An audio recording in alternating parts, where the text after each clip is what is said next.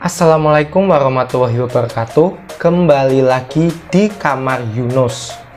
Nah sahabat, semoga kita semua dilindungi oleh Tuhan Yang Maha Esa ya. Semoga sahabat semua juga tetap sehat sekeluarga. Nah sahabat, kali ini aku akan membahas mengenai penyakit-penyakit infeksi menular seksual selain HIV. Infeksi menular seksual sebenarnya jumlahnya sangat banyak sahabat. Namun ada beberapa infeksi menular seksual yang sering dialami.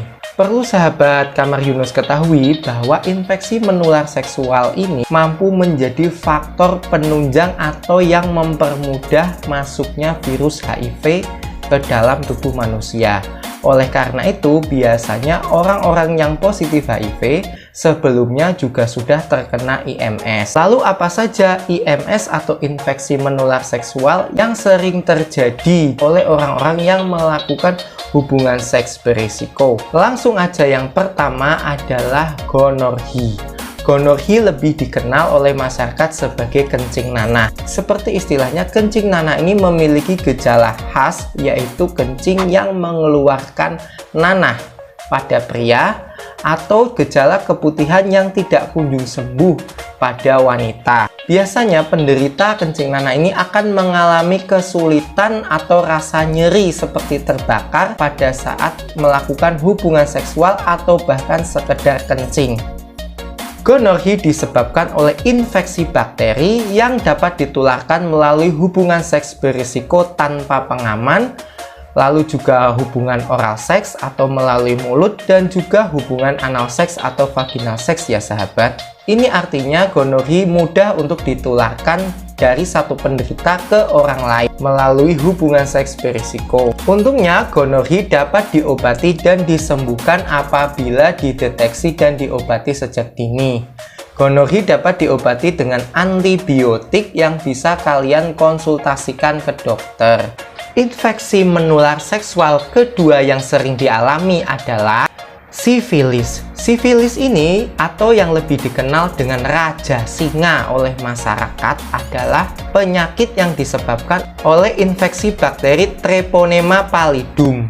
Sifilis dapat ditularkan melalui seorang penderita sifilis atau raja singa yang melakukan kontak fisik dengan kita.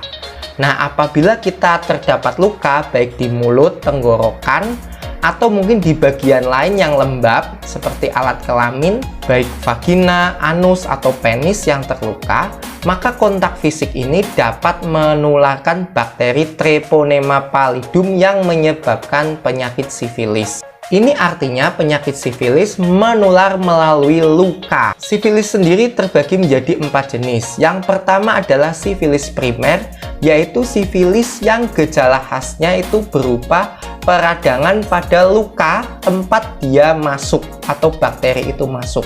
Misal apabila itu di mulut, maka seperti sariawan yang tidak kunjung sembuh.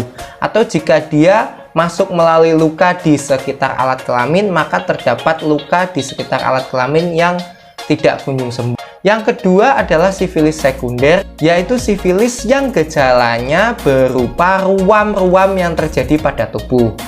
Tapi ingat ya sahabat, bahwa ruam itu tidak hanya disebabkan oleh sifilis saja. Banyak penyakit yang salah satu gejalanya adalah ruam. Yang ketiga adalah sifilis laten, dan ini bisa dibawa oleh banyak orang. Laten artinya tidak terdapat gejala, namun terdapat bakteri penyebab sifilis di dalam tubuh orang tersebut. Artinya itu bisa menularkan ke orang lain dan bisa membuat orang lain sakit sifilis. Oleh karena itu sahabat harus berhati-hati, karena pada beberapa orang sifilis ini tidak menimbulkan gejala. Yang keempat adalah sifilis tersier, yaitu sifilis yang menyebabkan kerusakan jaringan otak, saraf, dan organ-organ tubuh lainnya. Sifilis ini sangat berbahaya karena dapat menimbulkan kematian. Untungnya, sifilis ini dapat diobati apabila dilakukan deteksi dini dan pengobatan yang tepat menggunakan antibiotik dengan konsultasi ke dokter ya sahabat. Sahabat juga bisa melakukan tes sifilis di puskesmas atau rumah sakit terdekat, seperti tes VDRL atau tes STI, untuk mengetahui apakah terdapat bakteri penyebab sifilis pada tubuh sahabat semua. Yang ketiga adalah penyakit herpes. Nah, herpes yang aku maksud ini adalah herpes genital, yaitu penyakit herpes yang disebabkan oleh virus herpes simplex atau biasa disingkat HSV. Herpes genital memiliki ciri khas yaitu luka lepuh yang tidak kunjung sembuh pada sekitar alat kelamin penderitanya. Hal ini bisa terjadi pada wanita atau pria ya sahabat. Seperti IMS lainnya, herpes genital ini juga menular melalui hubungan seks berisiko.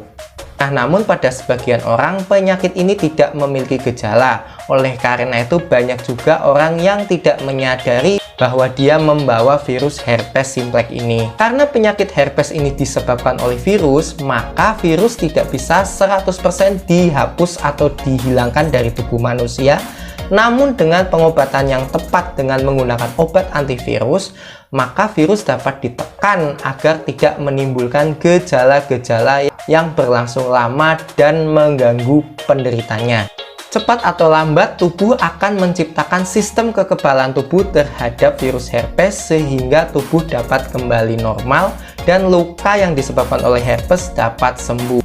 Walaupun termasuk penyakit yang tidak terlalu berbahaya, namun herpes ini apabila dibiarkan tanpa pengobatan dapat menyebabkan komplikasi yang lebih parah seperti peradangan yang menyebar di sekitar alat kelamin. Selain itu, penderita herpes juga lebih berisiko untuk terkena HIV karena terdapat luka yang dapat menjadi jalan masuk virus HIV. Penyakit IMS yang keempat yang sering dialami adalah hepatitis.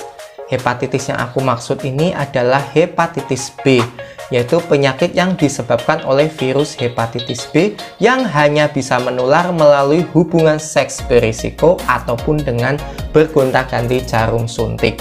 Umumnya hepatitis B ini akan menimbulkan gejala akut yang bisa sembuh dengan sendirinya tanpa pengobatan khusus. Namun pada sebagian orang hepatitis B dapat berkembang menjadi penyakit kronis sehingga perlu pengobatan antivirus. Sayangnya, sama seperti kebanyakan penyakit IMS lainnya, penderita hepatitis B kadang tidak menyadari adanya penyakit tersebut sebelum terjadi gejala yang parah. Apabila tidak diobati sejak dini, penyakit hepatitis B ini dapat menyebabkan sirosis hati atau kerusakan pada hati penderitanya. Namun dengan deteksi dini dan pengobatan yang tepat, maka hepatitis B dapat diatasi. Hepatitis B juga dapat dicegah melalui vaksinasi hepatitis B. Nah sahabat, demikian ya 4 penyakit infeksi menular seksual yang sering dialami. Dari keempat penyakit tersebut, sebenarnya cara mencegahnya sama ya sahabat, yaitu dengan tidak melakukan hubungan seks yang beresiko, yaitu dengan menggunakan pengaman atau kondom, serta jika bisa jangan bergonta-ganti pasangan ya sahabat.